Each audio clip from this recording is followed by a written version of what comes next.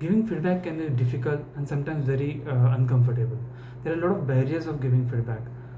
It can be insufficient time, lack of direct observation, lack of goals and objectives, and maybe sometimes the fear of receiver's response. One of the things I do to overcome some of these barriers is to set clear goals and objectives related to performance. Once this I do at the start of the year, and this becomes a theme for all the discussions going forward. Secondly, it is very important to have a solid interpersonal relationship within the feedback giver and feedback receiver. Credibility of feedback giver is very important here. This can be achieved by sharing some personal experiences with the feedback receiver, and also building some positive interpersonal behaviors. It is very important that the receiver should understand that feedback giver cares about his growth and is basically helping him grow in his career path. One of the barriers could be lack of agenda driven discussion.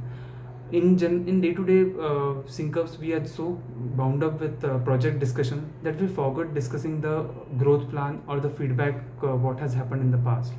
We are so busy in discussing the projects and the statuses that we don't set aside time to discuss the feedback with respect to performance and career growth. So this is very important to set aside a dedicated time for discussing the feedback and understand the personal development plan and give the proper feedback. Another aspect can be the mindset. Mindset can be a big barrier in giving and receiving the feedback. There are two types of mindset: the fixed and growth mindset.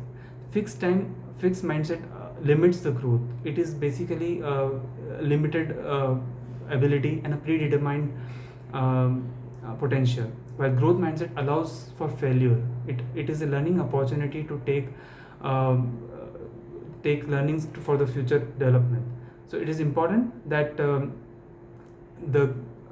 feedback receiver takes the feedback with a growth mindset, and with feedback given in the growth mindset conditions is the most optimal one.